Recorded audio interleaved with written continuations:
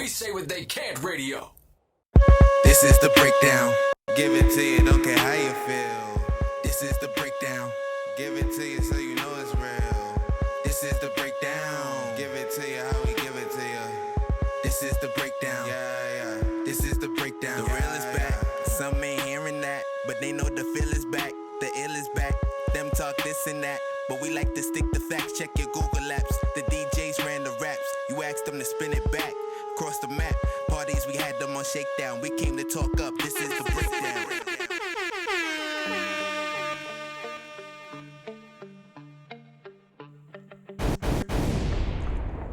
We back. The breakdown.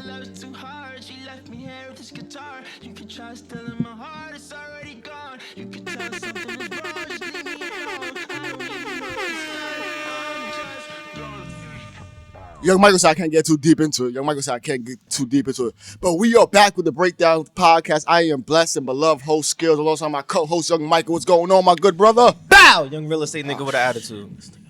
That was loud. Skills said that was loud. How you doing? You all right? I'm all right. How you feeling? I'm How fine. your eardrums? Oh, shit. Damn. That was loud. Listen, how's- your rock, that's still kind of loud? I'm still kind of loud? All right, put the headphones back on. We gonna run it again. All right, my bad, y'all. Bow, young real estate nigga with an attitude. What's good? Good? The real estate is getting better. We doing bigger business. I dodged the bullet. My girl just let me know that my wallet is on the table. I know it's on the table. It's on the table. Yo, crazy fucking story. Before we get started, check this out.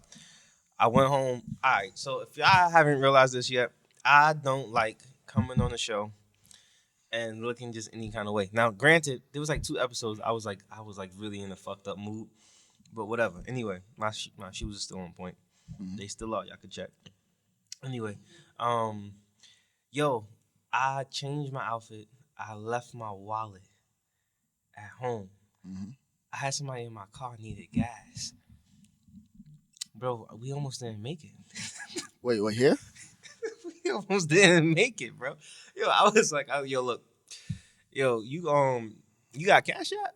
He was like, yeah. Like, all right, cool. Yo, how about this? I'm gonna Cash App you, and you gonna give me $20, all right?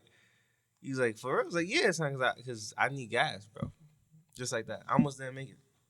How did you forget your wallet? You don't do the pocket check before you leave? Always check. Pocket check? Yes. Yo, every time I walk out my crib, I got to come back at least 2 or 3 times so I forget something. No, this is what practice this habit. Before you leave anywhere, leave anything. 1, 2, 3. Wherever you keep your phone, my phone is my right. Hold on. My phone is in my right pocket. 1, 2. My keys are in my left pocket, and my wallet is in my back pocket. So 1, 2, 3. Yeah, it's always like that. Like that? Anytime we see me get up and leave, I'll always do that. ISO. 1, 2, 3. Yeah. Yeah, You know how I check my pockets? Oh, shit. Oh, see it. Fuck. All right. That's why your ass don't got that shit. 1 minute. Hold on. All right. That's how I check my pockets. Well, we are back with the Breakdown podcast where we talk music all day, every day, in all aspects of the music. So we talk about the business, brand, and also the creative process. And we talk about the business. So let's get into it right now, guys. So Drake just dropped some shit on us the other day called Chicago's Freestyle. What did you think, young Michael? I'm going to get my ears pierced. What? I'm going to get my ears pierced. What the fuck? Like, what are you talking about? So, I never got my ears pierced. Okay. And Rock know why. I never got my ears pierced. Okay. And girls will always ask me, because I went to a bunch of white schools, they're like, you don't got your ears pierced? Like, they're not used to, like, black guys not having, like, earrings. That's stereotype. So, but it was cool for me, because, you know, the white bitches, they like it. They're like, oh, he different and shit. I was like, nah, I'm not into that. Like, nah, I'm pure or whatever. Anyway, so, yeah, I saw Drake's earrings, and I was like, damn, them shits look nice. So, yeah, I'm about to get my ears pierced. But, speaking about Drake's earrings, if you want to sponsor the podcast so I can get some earrings like Drake, pull up. Maybe if you want to buy some real estate or you trying to invest into some real estate, holla at your boy. 'Cause I'm trying to get some earrings like Drake. So yeah, I want to get my ears pierced. So did you hear the song?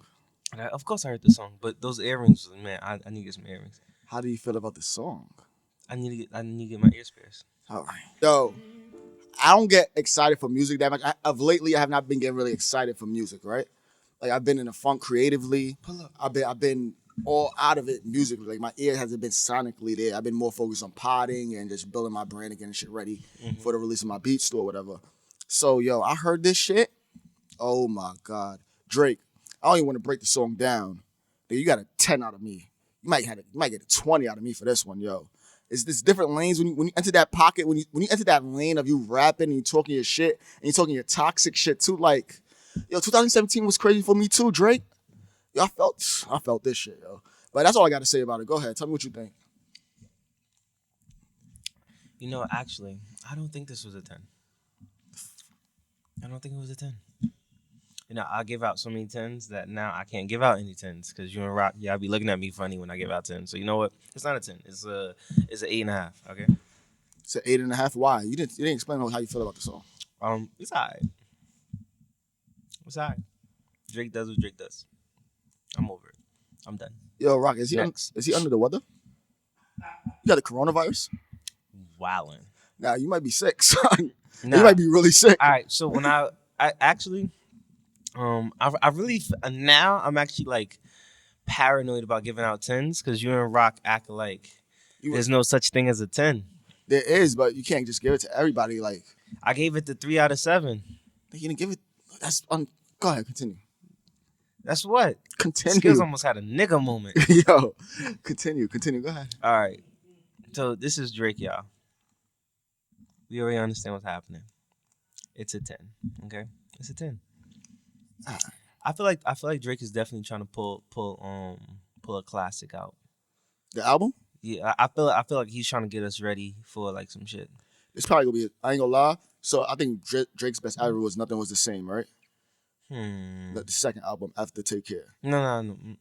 So I think that's his best album. I think the album that's coming now, the way he's setting up and the way the music is going, in the sense of like the real rappers and the real, like not even real rappers, the superstars, the mega stars, the way they're gearing up. I think like everybody's gonna have a real good album. I think his album might be the best one that to date. I think that's why I think it's coming. But I also thought that for Scorpion, and he disappointed me with Scorpion. So why did he disappoint you with Scorpion? it's too long for no reason. Why did he have two sides for? Could have cut both in half. But then technically, then Scorpion wasn't a bad album because it's 2 albums. No, it was a bad album. It's 2 albums. Which one are you talking about? But he made it one though. There's an A and then there's a B. You know, a 2-disc album is still one album, just 2 discs. Bro, nah. Because if you, from my understanding, back in the day, if you have a 2-disc album and you sell 100,000 copies, you sold 200,000 copies. No. Rock just shook his head. Yes. Bow, bow, bow, bow, bow. She loving the style.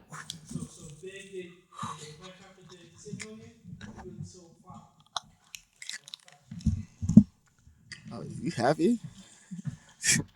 He got one. Oh my God, young real estate nigga. He got one. He got one over me. He got one over me. Oh my God.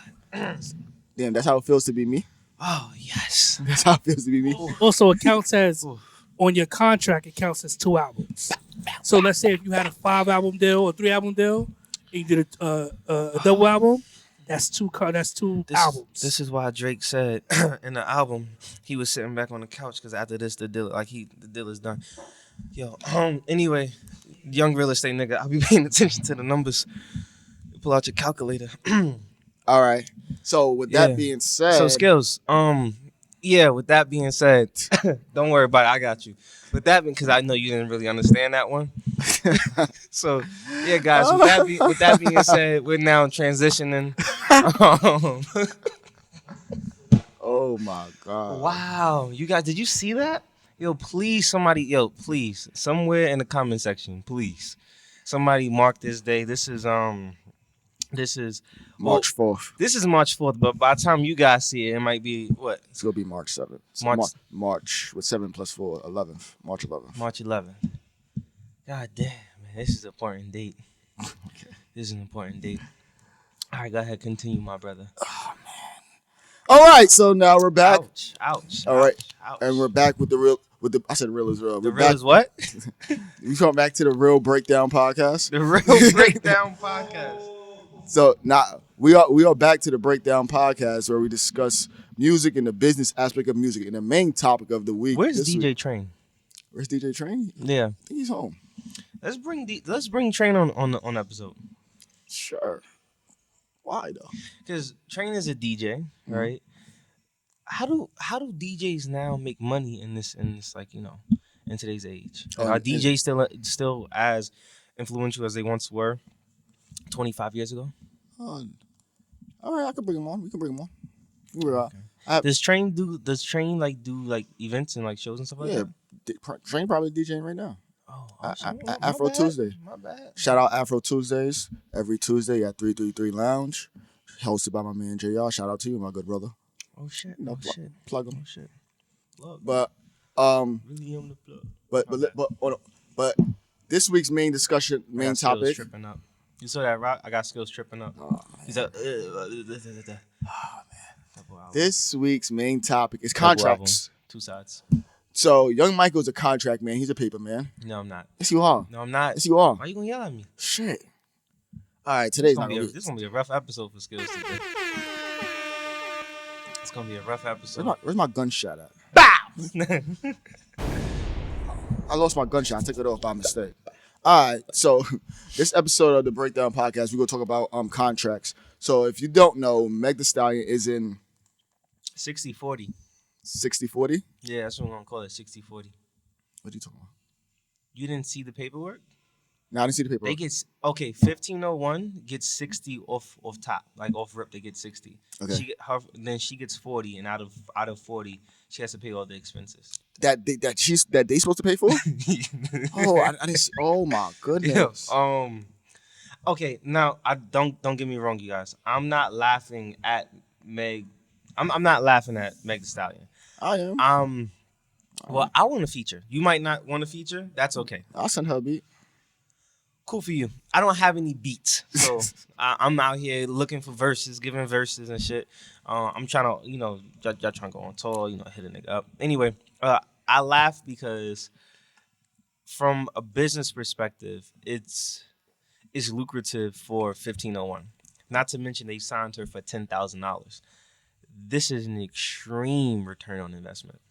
Can you explain to the listeners what a contract is and like what is a music contract? Oh, this is management. No, that's all you. That's all you. That's I let my lawyer talk about some shit like that. Rock, can you explain what a contract is? Yo, can you really explain what a contract is? Though? I like you to explain that. I just feed off of your Feed off of my energy? Yeah. Okay. Contract is a written agreement between 2 or more parties just about how certain promises will be performed. So, for example, if me and Skills decide that, hey, we want to start a podcast, we'll come up with a partnership agreement, and in that partnership agreement, it'll outlay Skills' roles, my roles, and what are our obligations, and if in the event someone doesn't meet one of those obligations, what would be the repercussions of not meeting those obligations, and all of those repercussions would be incentives to encourage you to meet your obligations because it would behoove you not to, be penalized. Okay. So in Meg's case, she signed a contract, she has Publishing a production. No, it's the- publishing? I thought it was production. the production deal. I thought she has a production deal. She has a production deal where she has a production deal with 1501 United something Entertainment. Yeah, I know. Certified Entertainment. 1501 Certified Entertainment production deal. And they have a distribution deal with Atlantic. No, not Atlantic. 300, who is basically Atlantic. Okay. Right? Is it or no, not basically Atlantic. I'll tell you right now. Go ahead. Still continue the conversation though. Yeah, they're basically Atlantic. Anyway, so what happens is 15. I can't remember the guy's name. He used to be a baseball player, but 1501. Say it again. Carl Crawford. That guy.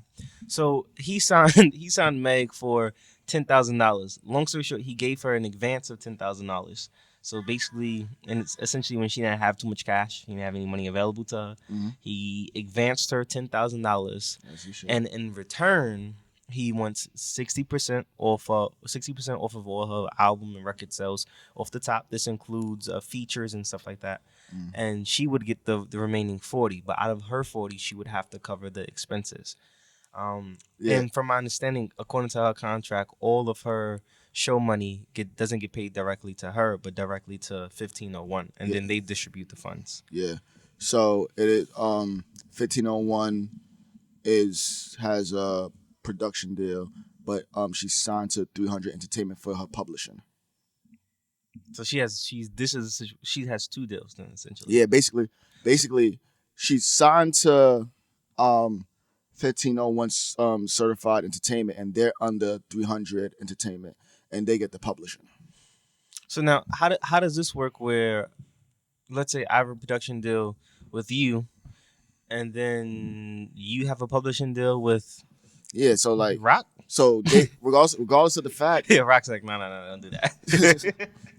it's just like basically they have her publishing in some form of fashion, right? They have her publishing, and then it trickles down to all the parties that's involved in it.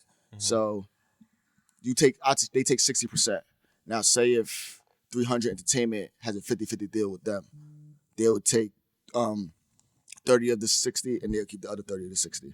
So that's how it breaks down, really, in a sense. So I don't know the deals between 1501 Certified Entertainment with 300 Entertainment. I don't know the deals between them two, but it's two of them basically that owns Meg Thee Stallion. And honestly, if you was Meg and you seen yourself about to be that star, and you're basically by yourself, but you know you got the hype behind you, doing everything, but you need those pieces, would you have to taking that deal, not really doing your due diligence? Listen, I don't understand what's the question here. If you don't have the money, right, and if you don't have the money to operate and to pursue your career, and you don't have anyone to back you, right, you may have to take a less lucrative deal just to get you over that hump, to get you. I don't know what her living conditions were. She was probably in a real fucked up position. She probably needed her hair done. She probably needed her nails done. She needed a new pair of sneakers. She needed artist development. She probably needed some shit done. But if she didn't need any shit, like if you don't need anything, you good. You got 50 racks on the side. You got another 100 on the way. Just be patient. Then no, don't take the deal. But from my understanding, I've heard this before, where even if you have, millions of dollars at your disposal, you still need friends and connections. Yeah. Within the music industry. So it may behoove you to take, to kind of, take the shorter end of the stick, man. But that may not mean give up 60 for 40. And now her deal is fun, because I did hear a little bit about that. I didn't really read or listen too much into it, just because like my week's been crazy. But I do know a little bit about that in the sense of her deal is like really fucked up, because you sign the deal so they can take on those extra burdens and stuff like that. So the 60 is supposed to be for that specific reason, but it didn't work out that way, sadly. And now she's SOL in a sense, but she has filed a lawsuit, and she has pursued legal action in the sense of trying to get her money back, because they say they try to strong arm her. Do you know what strong arming is? yes. Have you ever strong armed somebody? What are you talking about? I believe in negotiating. I believe in yes, I've strong armed before. Yeah, so explain it. It's called a lick. Okay. Have you ever heard of a lick? Yes, I know what a lick is. All right, y'all. So then we already know this is strong arming. It's just give me your shit or else. That's it. So do what the fuck I say or else. So how do you deal with that? How would somebody deal with that? How would you recommend somebody dealing with that? Because it happens to a lot of people. Well, either you hit that nigga harder than he can hit you, or you just give that nigga your shit. That's really it. Sometimes it's more than that, because how they strong arming her is not hitting her. How they strong arming her is not, I'm not putting your music out. No, I mean metaphorically. Yeah, so, I know, but they're not putting her music out. At the end of the day. Leak the album. No, that's probably a clause in her contract. Well, I'm not saying for her to leak the album. I'm just saying it would be a If, shame. if that album leaks, Mm-hmm. it's probably a clause for that. Ever since that Lil Wayne incident, you've seen that a lot of albums hasn't leaked since. I think they put clauses. If your album happens to leak, Mm-hmm. we're not liable for that, and you're not. It's not just gonna be one of your albums that gets released. No, but I'm saying okay. They get her show money too. Remember that? No. The show money gets they collect the show money for her, but they distribute it to her. Nigga, Baby collected everybody's money, and you see how that shit went. Well, I mean, she knows she knows what she's getting booked for a show for. No, this is what I'm saying in a sense. As an artist, right? Mm-hmm. When you're getting strong armed, and then they have so much control of they have control of everything, and at the end of the day, you could think you could fabricate numbers. I see people fabricate numbers all day. You cook the books all the time. It's possible. It's doable. Don't act like Yeah, but that, from my understanding, the 60-40 split doesn't also include like her show money. But inside her contract, they collect her show money directly and then they distribute it to her. So what I thought you meant was, okay, you just got $50,000 for the show. Out of the 50 grand, let's say 30 is supposed to go to you. We're just gonna hold on to the 30, right? no. Because even if they do that, there's a record of accounting, and I just think they shorting her. I think they short her on everything. I think you don't sit there and complain like that if you're not getting shorted somewhere or some form of fashion. I think you don't sit there and go on a rant and take this public if you don't think you're going something's going wrong. Like what about like what's going on with Wayno had mentioned that like Uzi, like with Uzi's situation, right? Mhm. That he doesn't think Uzi's actually being done wrong. He thinks Uzi's really just trying to get out of his deal because he's money hungry. I don't think that's Meg's situation though. But I understand why people would say that.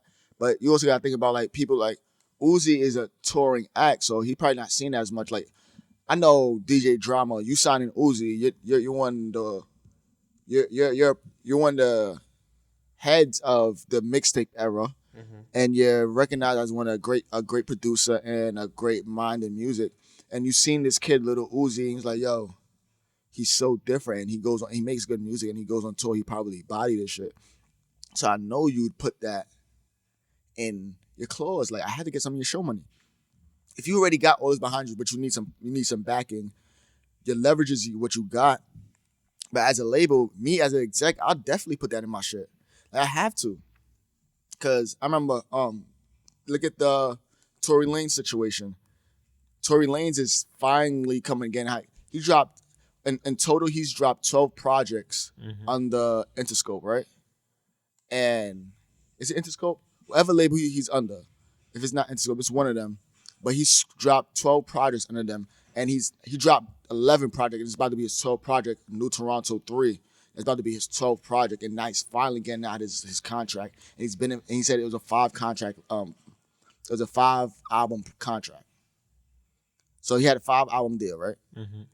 And he's done everything he was supposed to do, and he's still in a fucked up situation because they held on to him. There's so many loopholes inside your contract that we don't know about, like the word perpetuity. What does that mean? Forever. So like, if that ongoing. so those little words just mean so much in the process of dealing with contracts and dealing with the paperwork, and people will look over that. So they put little holes in here and there to keep people on. I think that's what they did with Meg. They did that with Tory. They probably did that with Uzi. Honestly, my old teacher in college, Lonnie Parker, what up? Holla at me. Lonnie Parker, he told me he was a rock star, right? Not a rock star, but he was in a rock band, whatever. And they offered him a contract with Universal, and they said, yo, honestly, it's the only deal you're gonna get from us. Take it or leave it. And it was shit. He said it was shit. He enjoyed the touring life. He enjoyed putting on music, but it was shit. So let me ask you a question, right? Mm-hmm. You're let's say you're living in your best friend's house, right? You're sleeping on the couch. You have $7 cash, and your bank account is negative $40. Mm-hmm. Someone comes and offers you a deal. They're gonna give you $20,000 cash. They want 60% of your money. You get 40%. The expenses come out of your 40%. And there's a chance that 6 to 8 months from now you're gonna start getting booked for $10,000 a show, and out of that $10,000 you're probably gonna get maybe 4,500 to like $5,600. So let's say you're gonna be making 56% of your show money. Would you take it? You haven't made a dime off of your music yet, I haven't made and a you've dime. been doing music for, let's say, 3 years. I've been doing music for 3 years. I haven't made a dime yet. And am I stuck because I don't have support, or am I stuck because I'm lazy? What do you mean by support?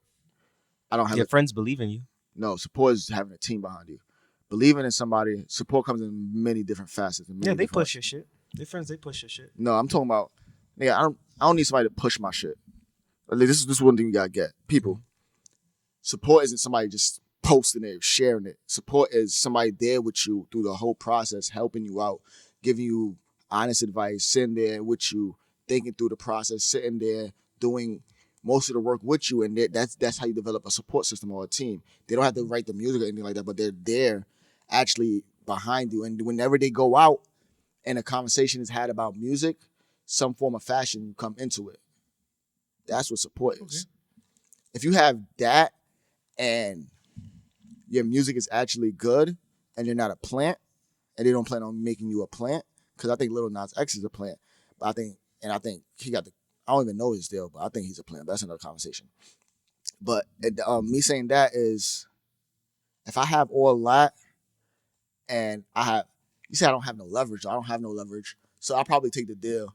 But I had to see how many how many albums it is. But I'll probably take the deal because I have no leverage. It sounds like I have no leverage in that situation. But I think leverage is the most important thing in music. Leverage is the most important thing in life, honestly. They want 7 albums. 7 albums, that's not even realistic. Because if I don't pop, because this is where the fucked up albums coming, fucked up deals coming. Because I can make one album and they shelf me. Mm-hmm. Just like that. Like that can really happen. I just tour for the rest of my life and then I'll be shelved. Bop. So what I'm saying is, even in that position, right? Mhm. You took the deal. That may have been the position that Megan Thee Stallion was in. And what I'm saying is, because I feel like everyone gets the idea that I feel like when aspiring artists think about becoming artists, when they think about like being in the music industry, it's either one, I'm going to be independent, I'm going to own all my shit, or two, I'm gonna get as much money in my advance as possible. And I think if you look at it like that, either way you end up almost fucked. I don't think so, because it depends on the person that's signing the deal. Because actually, Jadakiss said this yesterday, because he has an album coming out on Friday, which I'm looking forward to. But he has an album coming out on Friday, and basically he was like, "Yo, it's the person that really determines everything. And if you're a hard worker and you have a support system behind you and you have a team behind you and you really going and doing this, you should go independent route. You should. But if you're not a hard worker, because independent route is sleepless nights. Like, even with me and you, like I have nights where my mind is running crazy. Like, yo, this shit need to work. This shit need to work. Yo, Mike, this shit needs to work, nigga. Like, all this shit needs to work, Mike. This is a lot of money. Yo, this shit needs to work, Mike. You remember the Redemption? Yeah. It took me like almost a month. Yeah. It took me almost a month for Redemption. But like, it's a long process, and then it's a lot more that goes into the independent route compared to the contract route. You have people that are established. You have people there for you. That's hired to do that. That's hired to be. They're a 9 to 5, and their job is to make you pop or make you work. Although they're hired to do, they may not be good at it, honestly, sadly. But they're hired to do that, and you have people behind you. So it really determines on who the person is. What I meant to say was, I don't think it's bad. I don't think it's the end all be all if you take a fucked up deal. I think that you have to look at it as business, and you may be in a position where your company is about to go under, and you need a capital infusion. Capital infusion is when you outsource capital for operational expenses. You need a capital infusion. You need an investor to come in, throw money at your company so you can keep things going, you can keep the lights on, so you can come out with the next iPhone. You understand? Think about Tesla. Tesla, there's a few times where Tesla was on the brink of like collapse. Everyone wants a fucking Tesla, but Tesla burns money faster than fucking Social Security at this point. When I say social, I'm sorry, macroeconomics. I apologize. Tesla has a high burn rate of cash. They're spending more money than they're making. They're spending more money than they can raise. Yes. So it's almost as if you're burning the candle at on both ends, and then you have a lighter under it at the bottom. In the middle. Right in the middle. But nevertheless, Tesla had to sit there and turn around and borrow money, raise money, and do all these kind of crazy things just to keep the lights on, just keep the ball rolling. But guess what? Their stock is up. Business is good. Business is growing. Business is booming, and everyone is looking at them like, "How the fuck are you doing it?" But you say that, but I also look at it in this sense. Look at the Mason. You could also crash and burn, though. You could also crash and burn. No, look at the Mason Diddy situation. Like that shit. Diddy and it's basically Diddy signed Mace. $20,000. Well, I'm saying, but it was 50-50 on the publishing. Right, Rock? 50-50 on the publishing? All right. But what I think it is 50-50 on the publishing. But Mace wants all his publishing back. And he's not all, but majority. Like, he wants majority because Diddy's still eating off of Harlem's World, Mace's best album. Go look it up if you don't know what that is. Harlem's World, great album. But, so like recently, Mace, Diddy made a speech about owning your own shit and owning all your rights and just owning everything. You know, he's Revol and Ciroc and Jay-Z was there, and he was there with his champagne, and he's the owner of Tidal, although he's not the CEO of Tidal. People don't know the difference, but look it up. So like that being said, like Mace is like, yo, you talking about ownership, but you don't want to give me back my 50%. Like, you don't want to give me back my publishing on that end. And if you look at it, nigga, the labels have been eating off other people for forever. So you try to avoid those situations, and it's hard to avoid at this time. It's hard to avoid back then. I'm lying. It's hard to avoid back then. Now, I think the power is more in the creator's hands, honestly. You know, as far as the Mason Diddy situation, I think the offer was like $2 million. Like Diddy was like, give me like $2 million. I think that was a while ago. And then Mace finally said, I'll give you the $2 million. And Diddy told him, you got to beat what the white man is offering me. And I think that's something. In Russia. Yeah, that's something to the tune of anywhere between $8 to $10 million. Listen, it's all business. It's all business. In order for you to own your shit, like it's all business. I say like this. I don't think he signed a fucked up deal because right now he's not working in McDonald's. Like there's people that have gone like platinum that now have day room nigga jobs. Does Mace have a day room nigga job? Is he flipping burgers? He's actually getting Fabio's publishing. Exactly. So I don't see him in a struggling position. He's in a power position. He wants to upgrade his position, and it seems like right now he doesn't like the way Diddy is playing ball. But this is just business. You don't think there's a such thing as bad business though? Like this isn't bad business. Listen, if I own an asset, if I own a business that's worth $10 million, right? Or put it like this: me and you came to me with an idea. You want to start a business. I funded the business. I put up, let's say, $50,000. The business is now worth $100 million, right? We're 50-50 partners. You own a $50 million asset. I own a $50 million asset. Why the fuck would I take $10 million from you when the asset is worth $50 million? Now, give me the $50 million. Or you know what, even better. Look, I do you the favor. Give me $40 million. But oh wait, no, that's not fair. Blah blah blah. This is just business, bro. But typically in the beginning of that, you're not at 50-50. Normally you start off at like say at 80-20 or 70-30. And then when the money's recuperated or whatever sum was supposed to hit, then it breaks even at 50-50. And then, mind you, don't forget the fact that most of these execs, a lot of these execs, saying the ones that know music, they're in the room with them, so they're getting credits off top of that too. So somebody like Diddy that made hundreds of hits, worked with thousands of people, hundreds of people, not thousands, hundreds of people, and has the formula. He actually has that formula that we spoke of. He has it. He's getting a piece of the other side too. So you're getting a piece of that. You're getting a piece of my production. You're getting a piece of my creative executive production. And you get a 50% of my publishing. Does that make sense? I understand the business aspect. I understand business aspect, but there's still such thing as called as bad business. There's still things of like, not even strong arming. It's more of like overly ambitious, not even ambitious, overly assertive. Like he's too assertive within the distribution of the money. Like he touches every aspect of the money when he should have just given. I think honestly, in the sense of Mace, he should have here. Because at the Big Dad, Mace was the best artist out of there, coming out that camp. And he held down Bad Boy for a long time until Diddy started doing his thing. So all that plays a factor in Diddy's legacy itself. Mace kept that legacy alive at the Big Dad. So,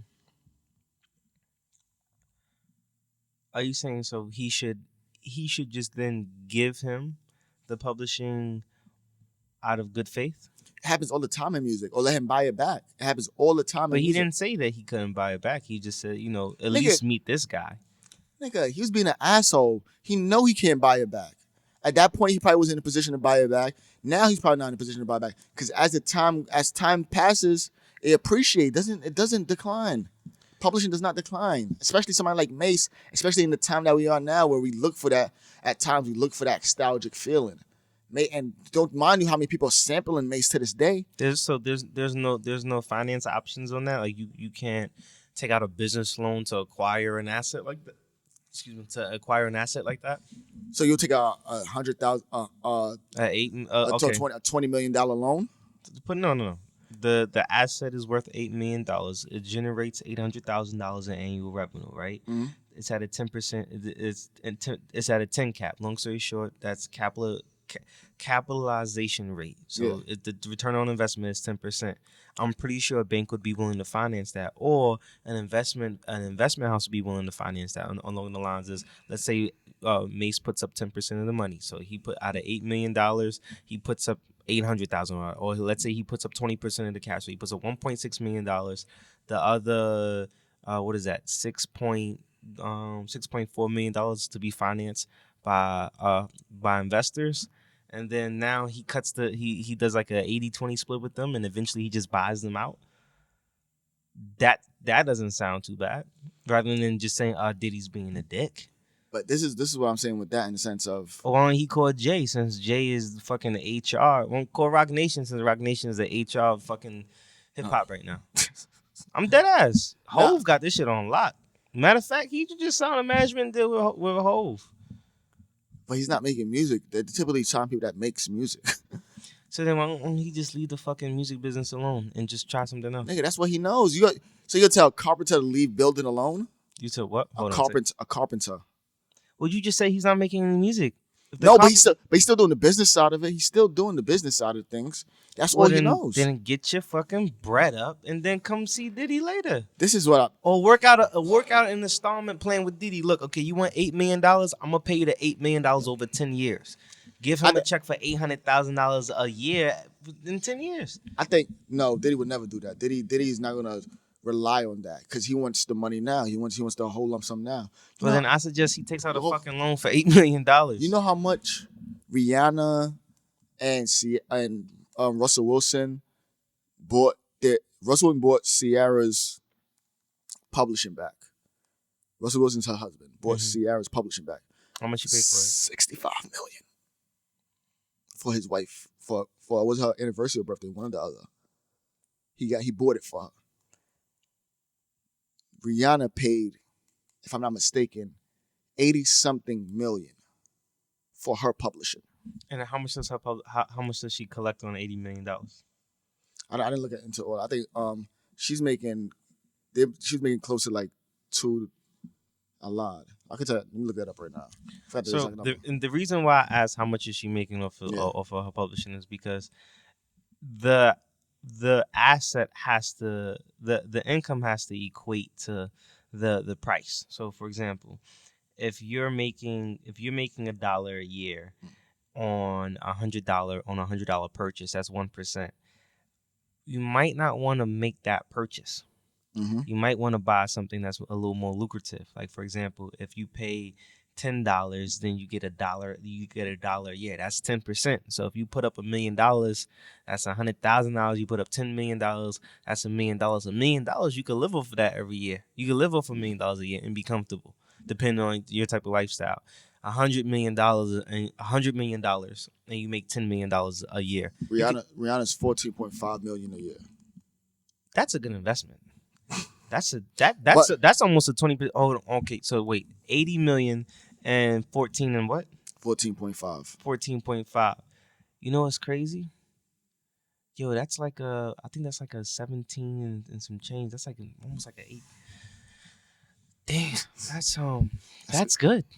That's damn good. And it goes up every year. Probably, yeah. I'm gonna start offering financing options. Listen, Dow Jacobs Capital Group, man, we finance deals. Oh wow. Now, but this is what me saying all that is like. Nah, fuck that. I'm with Diddy. You with Diddy still? I'm with Diddy. Fuck that. I need the 8 million cash. I think I did bring up a bad statement. In the sense I'm starting my publishing company. I'm giving out deals, y'all. What's up? What y'all need? I'm funding studio time. You find a Riri. Go ahead, do your thing. Damn, I could find a Riri. I might stop real estate. That might be enough. I might take a break from real estate for a little bit. So you said $80 million, 14 and a half a year. God damn. Yo. Damn, so bro. Let's just wrap this up real quick. 50 don't even make 14. Yo, then he really got me to give him over the numbers, Rock. You hear these numbers, Rock? 80 million. You get 14 and a half a year. Hold on. 14 and a half plus 14 and a half is 28, 29. 29 and 29, that's 18 and 40. Well, hold on, 18 and 40, that's 50. That's 58. Yo, bro, god damn. Yo, this is amazing. This is some shit. So hold on. All right. Let me ask you a question. Hit me with some projections. How much you think 5-year foreign going like? How much you think his publishing is going to be worth in 5 years? 5 years. I gotta see after his first project. Okay. All right. Trippy Red. How much you think his publishing is worth today? Probably like 5 million. $5 million? Probably, give or take. Yo, Rock, you hear this shit? Probably like $5 million. And how much you think the income is on that 5 million? Like, what is that? What's that looking like? That's like 1 million a year, or what? 900,000 a year? Give or take, yeah. Yo, that's crazy, Rock. Yeah, so probably. I put up $5 million, and you gonna give me almost damn near $1 million a year. Yo, all right. I'm ready to do some deals, y'all. I'm ready to do some deals. So, in closing for this who on a rollie? Oh, I understand what Birdman doing now. I get it. This shit bigger than McDonald's. Yo. I'm dead ass. Yo, you know if you get a McDonald's, the return on investment on McDonald's is between the 7 and 11%. You pay $2 million for a McDonald's and you won't even see half of that. Yo, son, listen, this shit bigger than McDonald's, bro. Damn. So you're closing. Wait, so how come when they bought the publishing for Motown, half of the publishing for Motown Records, they only paid $132 million? What's good with that? I didn't really look into that deal. I'm gonna send you. I sent you the fucking article. Oh, you bro. did send me. I did send you. Yo, Rock. How come they only paid $132 million for half of Motown Records publishing? Nah, sure. We gotta talk about this, cause they getting. Oh, but damn, they only getting 20 million. They only netting 20 million a year for that. Only. So that's 10. That's 10 million on 132 million. That's under 10%. I can understand. Nah, that's not sexy. That's not sexy. That's not like Riri. not like Riri. Nah, I don't even want the catalog. I just want Riri. God damn, hi Rihanna. Yo. Fuck with the young. So she owned all of that. Yes. God damn. So this is the Breakdown That's podcast. sexy. Yo, so I'm with Diddy. Mace bugging. So the contracts, pay attention to them, because it could be fucked. If you have leverage. Wait, before you do this, I got a nigga on PaperWork, by the way. You really do? I really got a nigga on PaperWork. Artist development deal. For who? I don't want to say his name because I think the fuck nigga think I don't got the paperwork anymore. So I'm just gonna let that nigga do whatever the fuck he do. But you say you're not developing, so basically you're just an asshole. No, he decided. Okay, boom. All right. So remember the time when Future got sued because he was still in the deal and he tried to it was almost in a sense where he tried to cut some people out. Yeah. Yes. All right. So damn, Skills. Can I get like two? Can I my little paper? I'm trying to make my little move. We do gotta. Go ahead, continue. All right. So boom. I offered me and Jack actually worked this out. So Jack was going to offer him potentially offer him a production deal, right? And me and Jack were going to go 50-50 on the publishing. Mm-hmm. But long story short, he hasn't really performed that much. He needed some money for clothes. He needed some money to get around. So I was willing to help him out with some of that and to put him in touch with some of my people at ArtStart. Shout out to ArtStart. And help him with like developing his craft, right? Mm-hmm. Long story short, I put it on paper. Look, I'm going to do A, B, and C for you and blah, blah, blah, A, B, C. And whatever works that we make during this duration, during this amount of time, whatever beats that Jack sends you, we essentially will own everything until we actually have a deal set in place. Mm-hmm. We'll maintain creative control and we'll own everything until we actually have a deal set in place, and then we can work on a split. But until we have a deal set in place, we're not sharing anything with you because we don't know whether or not if we're gonna continue the relationship. Okay. So yeah, that was it. But technically, according to the paperwork, I own his name and everything that goes along with it. So contracts, y'all. Pay attention to what you're doing. Young real estate nigga bow. Pay attention to what you're doing. And just be mindful of what you're signing because you might run into a young real estate nigga. Relax. You might run into a young real estate nigga. Talking about. Because you heard him break them numbers down. Nigga broke them numbers down real quick. Y'all ask Mike. Yeah. Yo, ask Mike. Yo, what's the sequencing on this shit right here? Tell me the sequencing on all this. On this song, nigga. I don't know what sequencing mean. Nigga, I told that nigga, yo, she gets 14 point something a million a year and she pays such and such. Oh, that shit like this, that, boom, boom, boom, boom, bing. I'm like, damn. Nigga, he lost me halfway through. I be telling him I be getting lost in the numbers. But this is the Breakdown podcast where we break down everything. We break down the music and we break down the business. We give you the good stuff. So this is Skills. And for this week, our unsigned artist is Kev Cartier. He recently released a project called Cardi Party. It's pretty dope. And this is one of the singles on there called Trouble in Paradise. It's Kev Cartier's single Trouble in Paradise off his most recent project Cardi Party. Kev Cartier, y'all tune in. By the way, the Rihanna shit, yeah, it's a 18.125 return on investment. See how that be now? That shit was crazy.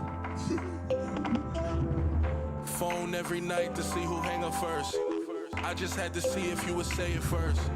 Baby, all you do is to put you through your worst, yeah. Know the way you feeling, it just gotta hurt, yeah.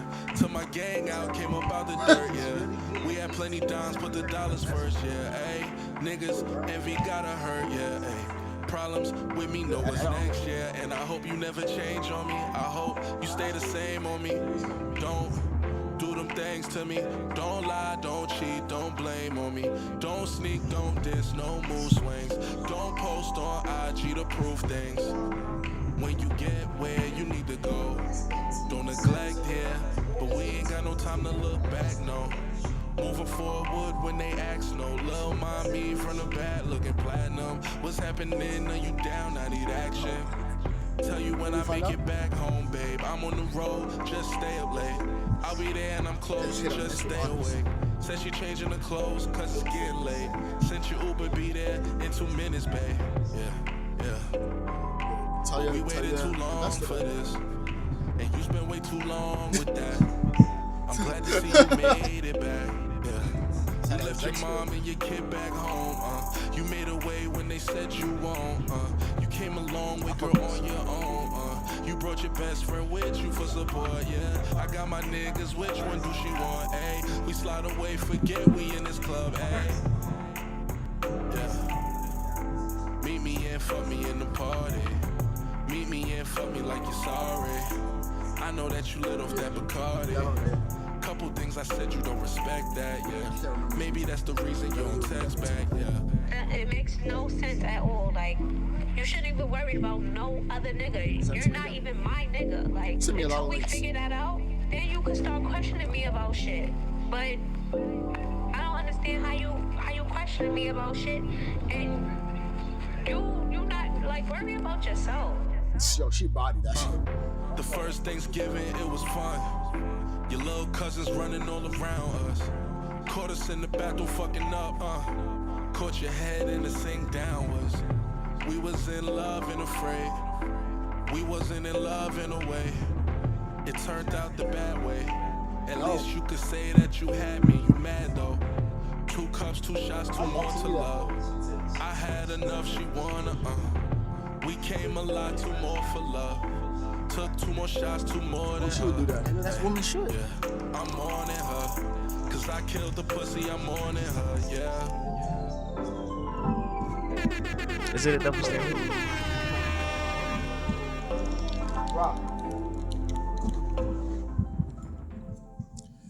Yes. That was Trouble in Paradise. Trouble in Paradise by Kev Cartier. That's Trouble in Paradise by Kev Cartier. It's available on all DSPs. Young Michael, what did you think of that song? You want to go first or I'll go? Actually, you go first. What do you think of that song, my good brother? I'm thinking about the album now. Mm-hmm. I'm thinking about something that you said. You mentioned that he has mastered this sound, and he really has. I like this song. I think this is there was moments for, I'm trying to think, the sampling of like the iPhone sounds, right? Mm-hmm. I felt like it was a little too much of that. Like the end, like the hanging up thing and blah blah. I thought it was cute. Like I thought it was real nice. Not to say cute because I fuck with Kev, but I thought it was I'm dead ass. I wouldn't want nobody to say my shit is cute because I'm a grown ass man. My shit not cute. Anyway, so I just thought it was too much of that. But nevertheless, I like the overall song. I like how it progresses. I'm gonna give this an 8 point. I'm gonna give this an 8. I'm gonna give this an 8. All right. Mainly because I'm also not in this space right now. I'm going through some emotional shit with my girl. Nigga, he's going through some emotional shit with some shorty that he wants to be his girl. So. And she was playing, and you heard her voice note. Yeah, no. Listen. You heard her voice note. That shit hurt me, nigga. I heard that shit. I was like, oh shit. Yeah, she was nigga, wilding. She was like, yo, get your shit together, nigga. You ain't my nigga. I was like, oh, stupid bitch. These new women is crazy. But this is the market that we live in though. But that's for the real is real. It's not for here. So we're not gonna talk about that shit on this shit. But yo, in all honesty, I like this song a lot. That's why I selected this one in particular. I fuck with Kev. I fuck with his music. I fuck with his sound. He really has mastered that sound. Like, I don't know. I remember when I met Kev. It was like in 2000. How'd you meet Kev? So I was working on my project that I've been working on for 4 years. So I was working on my project, and basically I was linked up with my homeboy called D Brown, and he manages somebody called Spade Saratoga. If y'all don't know who that is, Spade Saratoga, super dope rapper from the Bronx. Nigga was mad nice. Like mad nice. If you was younger, he won Hot 97 and 106 in Park, the Freestyle Fridays. Mm-hmm. He won it. He's one of the champions. Like he won, like, I think it was like, you got one 3 weeks in a, I think it was 3 or 4 weeks in a row. But basically he's super dope.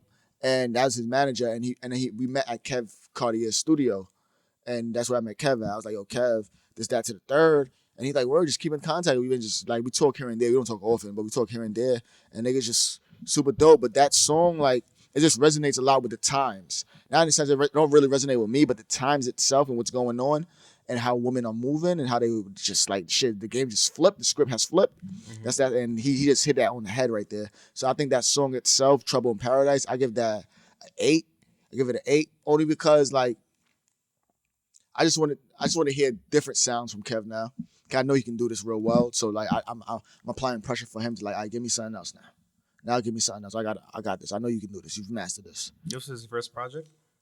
This is not his first project, but this is his first project, I think, under his own label. Okay. So, or RLE Music Group. I'm not sure what that is, but RLE Music Group. I'll text him and ask him what's going on with that. But I'll give you an 8, Kev. You my boy. Good shit. This is Trouble in Paradise by Kev Cartier, available on all DSPs. This is the Breakdown Podcast, where we discuss music and things all the time, all year round. So here we go. I go by the name of Skills, your humble and blessed host, alongside my co-host. Young real estate nigga, listen, stay positive, stay focused, and nigga, stay up. Let's go. We out there.